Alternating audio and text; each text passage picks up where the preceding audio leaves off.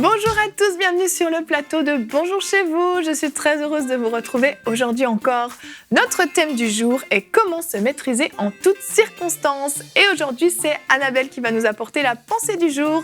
Et ensuite, dans la rubrique famille, notre invitée Nadine Kabouya nous parlera de notre relation avec notre belle famille. Vous connaissez le programme, je vais retrouver les chroniqueurs.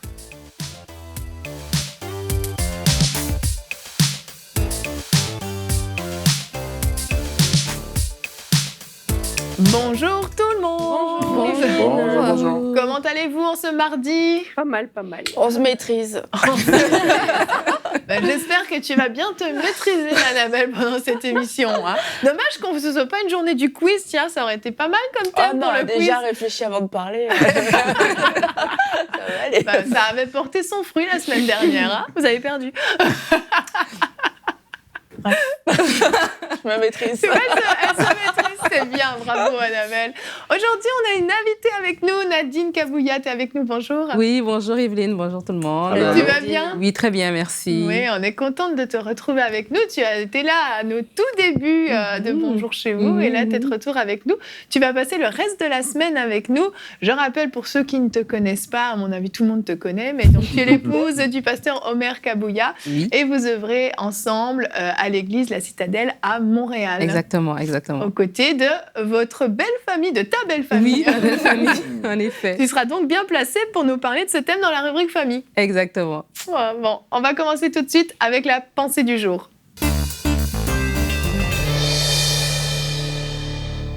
Annabelle, le titre de ta pensée, la maîtrise de soi, une clé pour une vie réussie. Tout à fait, une clé pour une vie réussie. On va tout de suite lire ensemble le verset Galates 5 au verset 22. Mais le fruit de l'esprit, c'est l'amour, la joie, la paix, la patience, la bonté, la bénignité, la fidélité, la douceur, la maîtrise de soi ou la tempérance selon vos traductions. Et la loi n'est pas contre ces choses. Ceux qui sont à Jésus-Christ ont crucifié leur chair avec ses passions et ses désirs. Si nous vivons par l'esprit, marchons aussi selon l'esprit.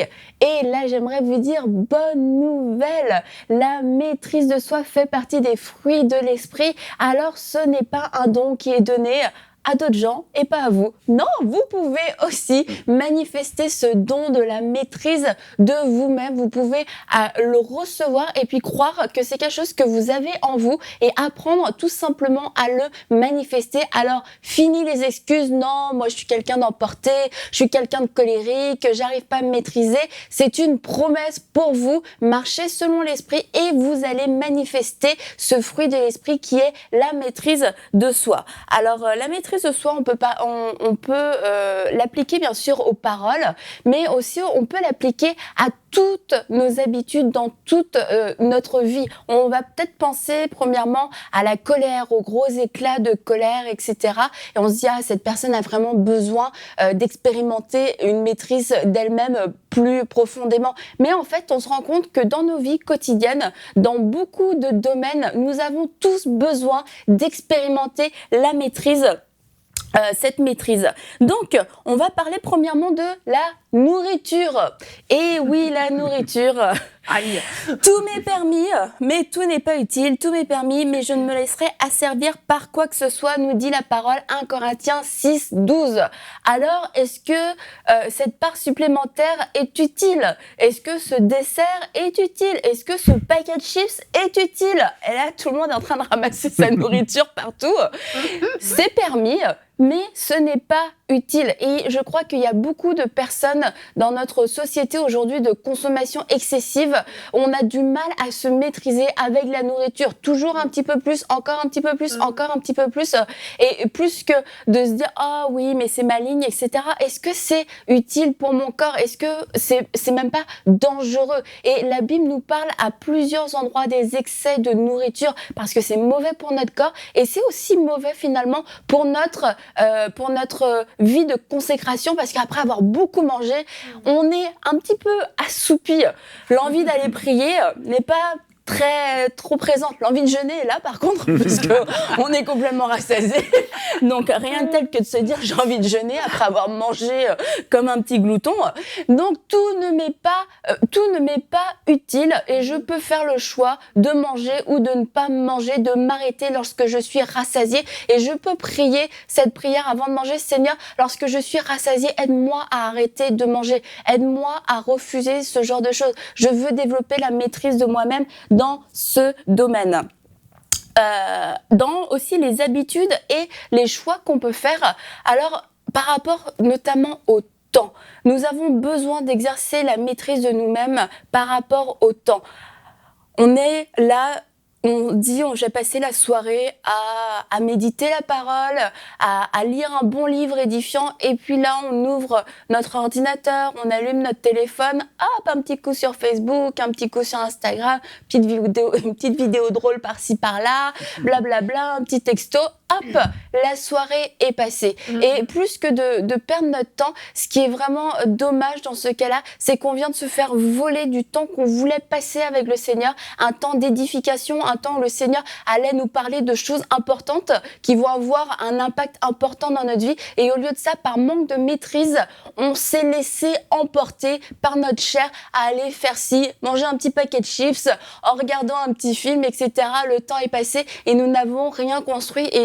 Et le plus triste dans tout ça, c'est surtout que nous sommes passés à côté d'un temps d'intimité avec le Seigneur. Alors la maîtrise de soi, j'aimerais vous inviter à la considérer comme étant un élément clé pour une vie réussie avec le Seigneur et une vie réussie pour une vie de consécration, une vie de prière et une vie d'intimité avec le Seigneur, parce que cette recherche de la manifestation, de la maîtrise de soi passe par la crucifixion de la chair. Et c'est une manifestation de la vie de l'esprit. Et en tant qu'enfants de Dieu, nous devons aspirer constamment à marcher dans les choses de l'esprit, à manifester les choses de l'esprit, à nourrir une vie de l'esprit. Donc la maîtrise de soi en fait réellement partie. Et je vous encourage à prier, à demander au Saint-Esprit de vous aider à se manifester et de vous aider à manifester, oui, la maîtrise de soi dans tous les domaines de votre vie. Et vous allez voir des changements extraordinaires. Merci Annabelle, amen. Tu as commencé en disant que la maîtrise de soi, c'était pas juste pour certaines personnes, c'était pour tout le monde. On dit tous amen à ça, ouf, on n'a pas été épargnés par ça, mais c'est vrai que parfois, en tout cas moi j'ai souvent fait cette prière, surtout avec mes enfants, ça m'arrive assez souvent. Seigneur, augmente la maîtrise de soi, augmente la maîtrise de soi. Non, mais parce que c'est vrai que c'est quelque chose qui est en nous, on a les fruits de l'esprit qui habitent en nous, mais parfois, ils ne sont pas forcément manifestés. Et c'est là la différence. On peut avoir des choses qui sont en nous, mais on a besoin que ça se manifeste vers l'extérieur. Et la maîtrise de soi, généralement, ça peut être dans des cas où on est seul, effectivement, que ce soit par rapport à la nourriture, par rapport au péché, ou ça peut être aussi dans notre attitude avec d'autres personnes. La maîtrise de soi se manifeste dans tous les domaines de notre vie. Et avant de vous donner la parole, j'aimerais qu'on regarde le sondage parce qu'on va voir que cette émission est utile. Avez-vous de la facilité à vous maîtriser? C'est la question que nous vous avons posée sur le sondage. 31% oui, félicitations pour vous, je vous envie. 58% en fonction des circonstances. Et 11% non, je n'ai pas une bonne maîtrise de soi. Donc merci pour votre honnêteté d'avoir répondu à notre sondage. On voit que ça concerne beaucoup de personnes. En fonction des circonstances, je pense que c'est une bonne réponse parce qu'en fait... en tout cas, je crois qu'on a tous, comme certains domaines dans lesquels on est plus fort, et puis on va vraiment manifester une bonne maîtrise de la tempérance. C'est des choses, ça va pas nous affecter, et peut-être que la personne à côté de nous, ça la rend complètement folle. Et puis vice versa, il y a des choses on voit d'autres personnes, ça leur fait absolument rien et toi, t'es complètement fou et enragé. Et c'est de mettre le doigt sur ces choses, en fait, qui nous font perdre les pédales de temps en temps et de Quand pas en quelqu'un faire... frotte une fourchette sur une assiette, Ah ouais, par exemple. Pareil, m'en parler, là, tu vois, j'ai envie de me fâcher. On va prier pour toi, Annabelle. Oui, pour que les gens arrêtent de le faire, faut qu'ils se maîtrisent. Ne frottez jamais vos ustensiles sur une assiette en présence d'Annabelle. Jamais. C'est dangereux. Il faut comprendre que la maîtrise de soi touche uniquement des domaines qui peuvent nous nuire ou nuire aux autres. Avoir de la maîtrise de soi, le but, c'est pas d'avoir une auréole sur la tête et d'être un super chrétien. Ça n'existe pas, le super chrétien. La maîtrise de soi, Dieu l'a inventée pour nous préserver de faire des erreurs qui pourront nous être dommageables à nous ou aux autres. Oui. Qu'il s'agisse de la nourriture, ça va vous être dommageable si vous n'êtes pas capable de vous maîtriser devant une pâtisserie. Ça va vous être dommageable de ne pas savoir tenir votre langue dans certaines circonstances, parce que vous allez vous fâcher, vous allez amener de la dispute. Ça va vous être dommageable de ne pas vous maîtriser devant... la gestion du temps, tu disais la gestion du temps, parce que la Bible dit que les temps sont courts, il faut racheter le temps, les temps sont mauvais, et on a un terme à nos jours, et sans vouloir vous foutre en l'air votre journée, oui, c'est vrai que nos jours ont un terme, et il faut avoir bien utilisé notre course sur cette terre. Et donc ces choses-là sont faites pour notre bien, et non pour notre mal. Et se maîtriser, c'est, j'allais dire, c'est pas avoir une auréole sur la tête, mais c'est avoir les meilleurs atouts dans son jeu pour réussir sa vie. Donc ça vaut la peine de s'y atteler. Et puis si vous êtes dur à la comprenette, comme moi dans certains domaines... C'est joliment dit, la comprenette. La comprenette, quand on est dur de la comprenette, j'allais dire, c'est à la dure qu'on l'apprend. Ça va être au niveau de notre santé, ça va être au niveau de nos relations familiales. Mais n'attendez pas, comme moi j'ai pu le faire dans certains domaines, de tomber malade ou d'avoir des problèmes de relation avec d'autres pour maîtriser certaines choses de votre vie. Exactement. Ce qui va être important aujourd'hui pour ceux qui nous écoutent, c'est de se dire, il faut que je règle quelque chose. Quand quelqu'un dit non, mais bon, c'est pas grave. Oui. Si, c'est grave. Quelqu'un dit, je suis comme ça, je suis né comme ça, c'est mon caractère.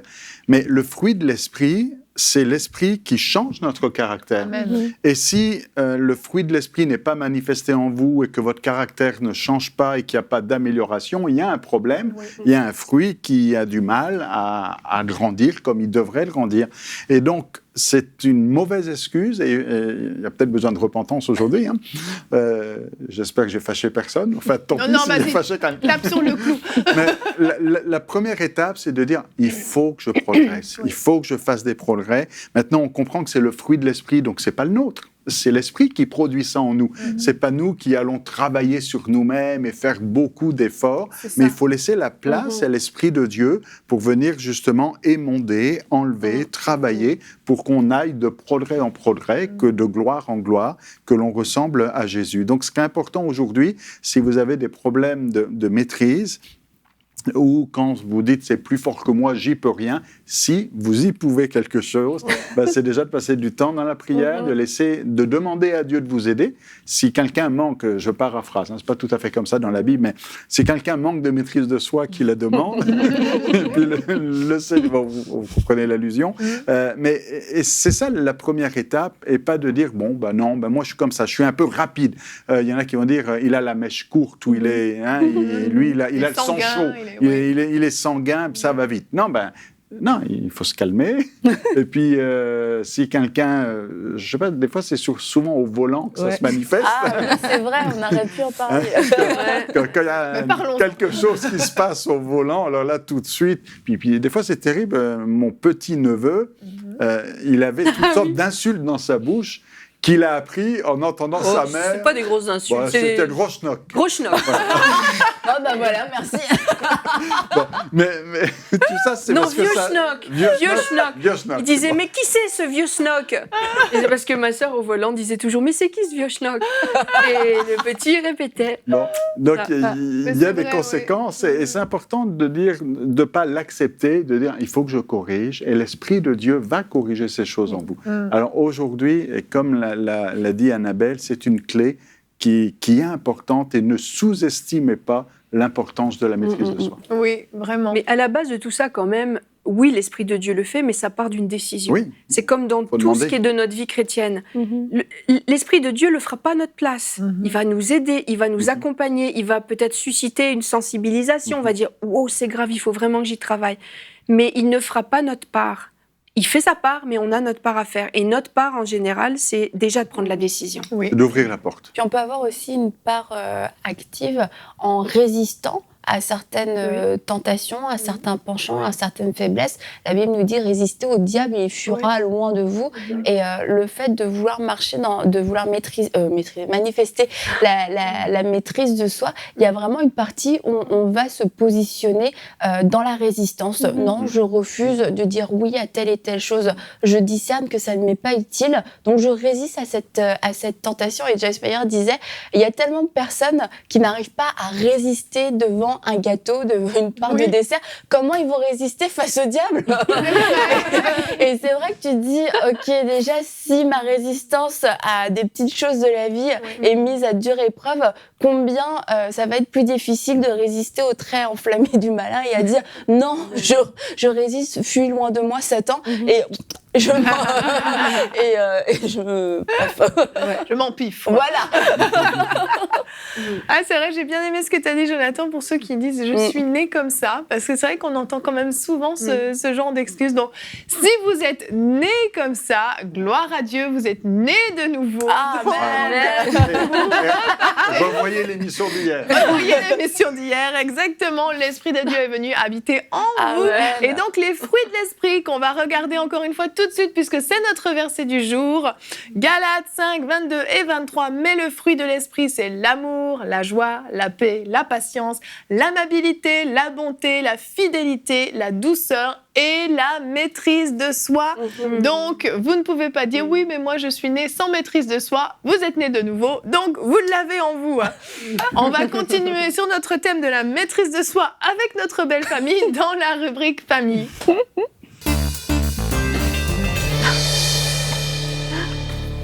Quelle transition parfaite. Nadine, on a besoin de maîtrise de soi avec notre famille parfois, mais parfois ça peut aussi être absolument merveilleux. Hein. Il y a le cliché toujours la belle-mère, la belle-mère, la belle-mère, mais on peut avoir des belles-mères qui sont absolument formidables. Amen. Donc Nadine, on t'écoute, tu vas nous parler de nos relations avec notre belle famille. Oui, alors on va parler de relations avec la belle famille aujourd'hui. En fait, dans les statistiques, on voit que 75% des couples ont à un moment donné rapporté qu'ils ont eu des problèmes avec leur belle famille. Donc, les tensions, c'est beaucoup, hein. C'est quand même beaucoup. 75%, c'est 3 sur 4. Donc, le 25% qui reste, peut-être qu'ils viennent juste de se marier. Ou leur belle famille habite à l'étranger. Ils se voient deux fois par année. Oui, mais parce que le vivre ensemble implique des tensions, implique un ajustement, c'est tout à fait normal. Et il y a quelque chose que je vais expliquer déjà aux gens qui doivent comprendre quand on se marie. Notre conjoint, notre mari, notre femme n'est pas tombé d'un arbre, il appartient déjà à un cercle donné. Ça fait 20 ans, ça fait 25 ans, 30 ans, 35 ans qu'il vit avec des personnes qui font partie de sa famille, qui font partie de lui. Alors, quand on rentre dans une belle famille, c'est un peu comme un train en mouvement. Je dirais, c'est comme si vous rentrez dans la station, mais le train, il a déjà commencé depuis longtemps. Il y a des expériences qui ont déjà été faites. Il y a déjà tout un historique qui est là. Alors, en tant que conjoint qui rentre dans une famille, c'est de comprendre que ce train est en mouvement, mais vous avez quand même votre place, vous avez votre billet pour ce train. Quand vous rentrez dans le train que vous trouvez votre place pour vous asseoir, il peut avoir un petit peu des mouvements, ça peut brasser, comme on dit, un peu, mais c'est pas pour autant que vous allez descendre et puis dire « Ah, mais non, ça, c'est pas mon train. » Non, vous avez votre place. Et des fois, au début, il peut y avoir un ajustement parce que vous allez trouver que votre mari, votre femme, peut-être a une relation de parfaite symbiose avec sa mère ou avec sa sœur, mais c'est pas pour autant que vous n'avez pas votre place là-dedans. Et c'est vraiment important de comprendre ça. Et c'est aussi important de comprendre la dynamique familiale des gens avec qui on se met en alliance. Il y a des familles où on se vouvoie, où on ne dit pas les choses, où tout est en code, tout est caché. Oui. Il y a des familles où c'est tic au tac. Hein? Tu parles à la sœur le matin de quelque chose et puis la cousine te rappelle l'après-midi avec la même conversation parce que tout est dit, tout au grand jour, il n'y a rien de caché. Donc, c'est important vraiment de comprendre la dynamique familiale où on va parce que forcément, ce n'est pas la même dynamique que de la famille d'où on provient. Et avec ça en tête, alors on va pouvoir comprendre un peu c'est quoi les problèmes fréquents. Quand j'ai parlé de la statistique tout à l'heure, les problèmes fréquents qu'on retrouve dans la belle famille, c'est l'ingérence. l'ingérence de la belle-mère, du beau-père, des beaux-frères, belles-sœurs. Il y a des familles qui sont comme des clans, tu vois, ils ont grandi ensemble, ils sont très, très, très proches. Alors, des fois aussi, le deuxième problème, on peut des fois on se fait sentir comme si on est un étranger.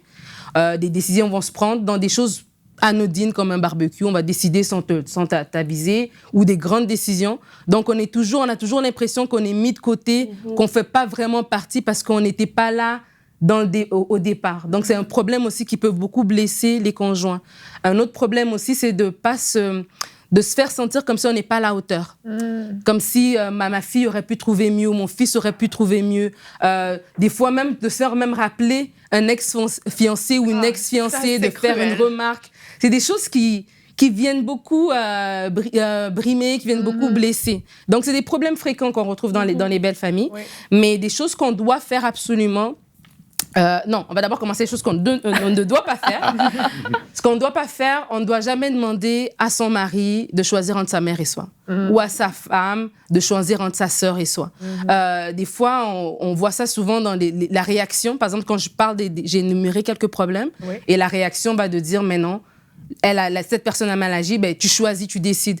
Et c'est pas la bonne chose à faire parce que c'est mettre la personne... D'abord, c'est prendre une attitude défensive et c'est mettre la personne dans un choix qui ne devra pas faire parce qu'on est tous dans la même équipe. Vous aimez la même personne, toi, tu aimes ton mari, elle aime son fils, ou toi, tu aimes ta femme, l'autre, le père, il aime sa fille. Vous êtes dans la même équipe, vous n'êtes pas dans une équipe opposée. C'est ça, tu ne peux pas diviser les membres d'une même famille. C'est ça. Tu ne peux pas les dissocier, même s'ils doivent... Tu sais, il y a des relations qui sont tellement fusionnelles, qui sont malsaines, mais tu ne peux pas les diviser. C'est terrible de faire ça. C'est ça. Et donc quand il y a une situation de conflit, de ne pas mettre la personne où est-ce qu'elle doit faire un ultimatum, c'est ça. Donc, vraiment, chercher la sagesse divine beaucoup dans la gestion des relations. Et la deuxième chose à ne pas faire, je dirais, la critique et le manque de respect.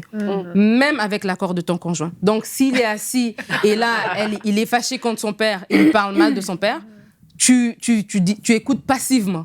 Tu ne rajoutes pas un point. Si ta femme, elle est en colère avec sa sœur parce qu'ils ont eu un problème, viens pas dire oui, ta sœur, elle est problématique. Parce que je te garantis que dans 3 mois, quand ils vont arranger, et qu'elle dira, en fait, il avait dit que tu étais problématique. Et là, toi, tu te retrouves dans un problème parce que tu as mis un commentaire. C'est toi qui deviens problématique. C'est ça. Donc, c'est un peu comme ce dicton populaire qui dit entre l'arbre et l'écorce, on ne met pas son doigt. Donc, tu écoutes passivement. Tu ne la connaissais pas.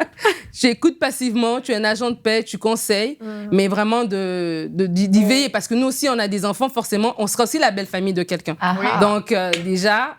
C'est vraiment important de bien faire les choses à ce niveau-là. Mais c'est vrai qu'il y a l'importance de l'honneur aussi vis-à-vis de sa belle famille. C'est vrai que dès le moment où tu viens commencer à critiquer les membres de ta belle famille, bah, tu manques d'honneur. En fin Mais quand on épouse quelqu'un, il faut déjà être reconnaissant pour la famille de l'avoir amenée là où elle est. Parce que quelque part, quand on épouse quelqu'un, c'est parce qu'on l'aime et on l'apprécie. Mais il faut être reconnaissant parce que si elle est dans l'état où elle est au moment où on l'épouse, c'est parce qu'il y a quelqu'un qui l'a élevée. Oui. C'est vrai. Il y a un travail qui a été déjà fait en arrière. Exactement, tout à fait. C'est vrai. Mais c'est vrai que ça peut être compliqué et on a déjà entendu ce genre de choses. Tu choisis, là, il est temps que tu choisisses. Là, c'est ta mère ou moi. Puis c'est vrai que ça, c'est vraiment des choses qui peuvent créer du tort dans un couple parce qu'on met l'autre aussi devant un fait accompli et, comme tu disais, un choix qu'il ne devrait pas avoir à faire, un ultimatum qui est déchirant en fin de compte parce que peu importe la réponse que tu vas donner, tu vas blesser quelqu'un et tu vas te blesser toi-même. Donc, c'est vrai que c'est là que ça devient dangereux. Et j'imagine que tu as des solutions par rapport à tout ça, des choses... Oui. Il y a quelques points, en fait, que j'ai relevés, des choses à faire. Comme on vient de dire, c'est d'être un agent de paix. C'est vraiment de comprendre que c'est les ramifications de notre relation avec notre belle famille s'étendent aussi dans notre famille à nous, dans notre couple et dans nos enfants. Nos enfants, ces personnes, ce sont leurs grands-parents, ce sont leurs oncles, ce sont leurs tantes. Ils ont un lien de sang. Et j'aime, il y a un dicton qui dit que ça prend un village pour élever un enfant. Donc, pour dire que tu ne peux pas t'isoler avec tes enfants parce qu'à un moment donné, ils auront besoin de leur oncle, ils auront besoin de leur tante, ils auront besoin de tout ce noyau familial autour. Surtout si vous avez cette possibilité de vivre quand même de façon assez rapprochée, c'est ça, à proximité. Donc, c'est vraiment important de travailler à être un agent de paix. La deuxième chose à faire, c'est important de marcher dans l'amour. Quand je dis marcher dans l'amour, c'est dire avoir de l'indulgence par rapport à notre belle famille. Il il y a un verset qui dit que tout ce qui est vrai, que tout ce qui est honorable, que tout ce qui est digne d'approbation soit l'objet de vos pensées. C'est vraiment important d'avoir ça en tête, parce que quand on va avoir ça en tête, on va approcher ces gens-là avec amour. Je donne un exemple simple. C'est ton anniversaire, ta mère biologique, ta maman à toi, t'appelle à 23h. Ben, tu diras, mais maman, tu as failli m'oublier. Non, ma fille, j'étais occupée. Mais si ta belle-mère t'appelle à 18h, pourquoi t'en fais un problème? Pourquoi penser qu'elle a fait exprès, elle a attendu à la dernière minute, c'est sûrement que c'est un manque de respect, c'est un manque de considération? Non.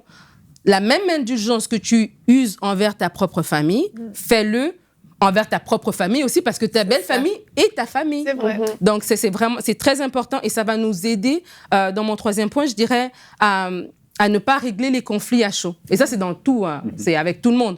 Mais d'autant plus avec sa belle famille. Oui. Parce que comme on a dit, c'est un train qui, ça fait 30 ans ou 30 stations que ça roule.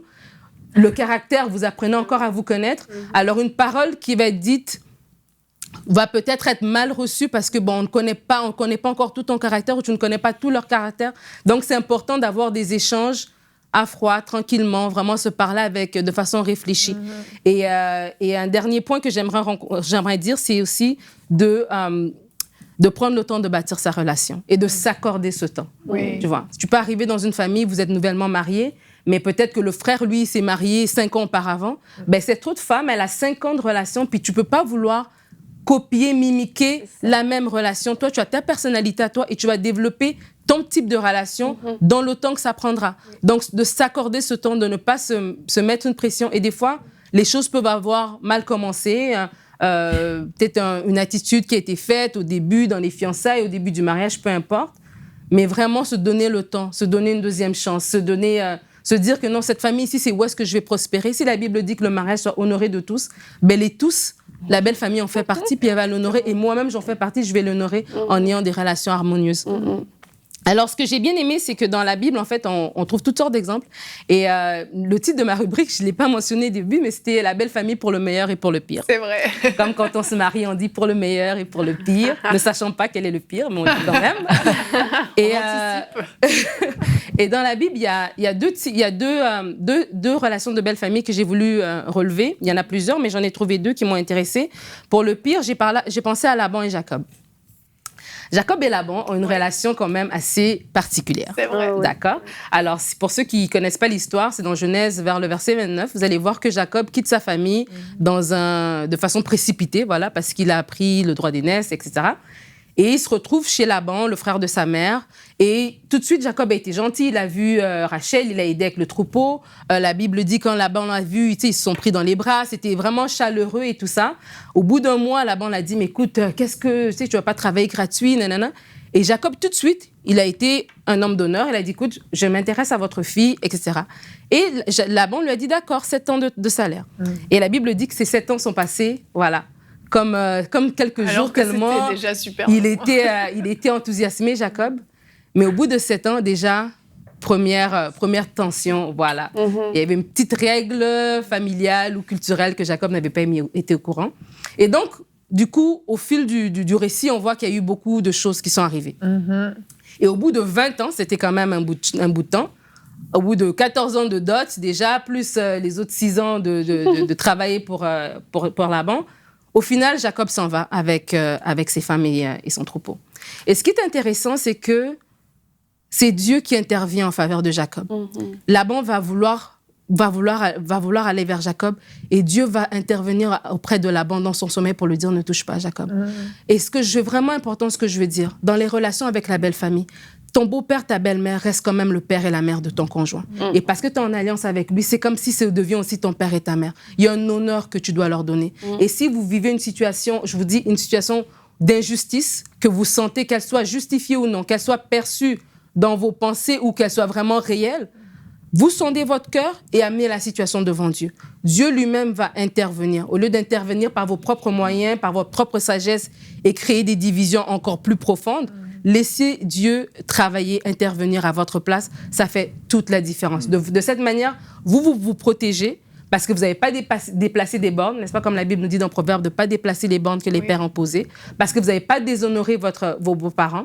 Vous préservez, vous travaillez dans votre cœur, vous vous assurez aussi que vous faites votre part.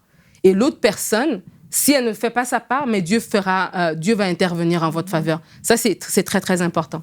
Et un exemple de belle famille, d'une belle relation de belle famille, c'est Ruth. Oui, gagné.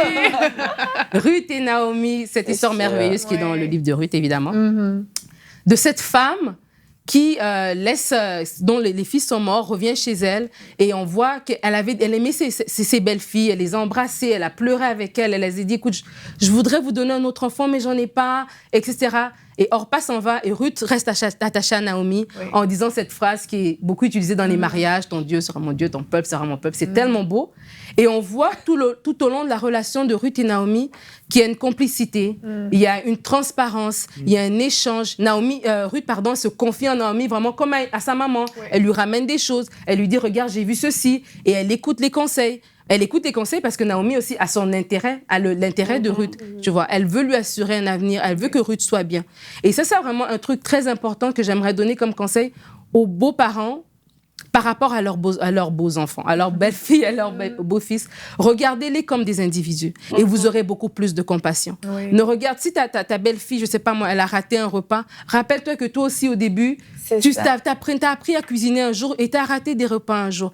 Si ton beau-fils ne travaille pas, mais rappelle-toi aussi, mon fils, c'est pas grave. Nous aussi, avec ta belle-maman, au début, on a eu des temps difficiles. Donc, ne pas tout de suite voir, oh, mon fils, oh, ma fille dans son mariage, mais voir l'autre comme aussi ton fils, comme aussi ta fille. Et on le voit de Ruth, elle appelle tout le temps, Naomi, elle appelle tout le temps Ruth, ma fille, ma fille, ma fille. Et ce qui est beau, c'est qu'au final, les femmes vont dire à Naomi, ben Ruth, elle vaut plus que 7 fils. Ou elle vaut 7 fils, si je ne me rappelle plus de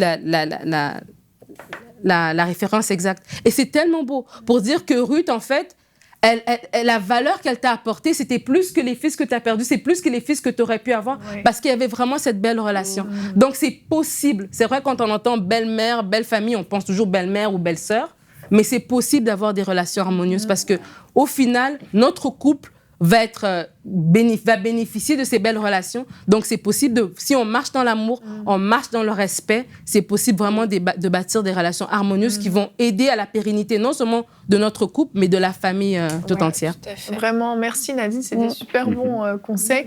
Moi, je me souviens, je vois mes parents, ils appellent leur belle-mère, leur beau-père, maman, papa. Je pense que c'était quelque chose qui se faisait à l'époque, ou je ne sais pas si ça se fait juste en Suisse. En tout cas, moi, j'ai toujours entendu ma maman appeler sa belle-mère. Elle l'appelait, oui, bonjour maman, tu vas bien. Et il y avait cette proximité. Donc, même si le lien n'est peut-être pas aussi fort qu'avec sa propre mère ou son propre père, mais il y avait cette considération de la belle famille qui fait partie vraiment de ta famille, ce dont tu parles. Alors, c'est sûr que dans une famille où tout se passe bien, où tout le monde s'aime, c'est merveilleux, mais c'est vrai qu'il y a des situations familiales qui peuvent être très compliquées. Bah, moi, ma belle-mère, ça se passe. Bonjour, ma belle-mère. Il y a de fortes chances qu'elle te regarde, Gisèle.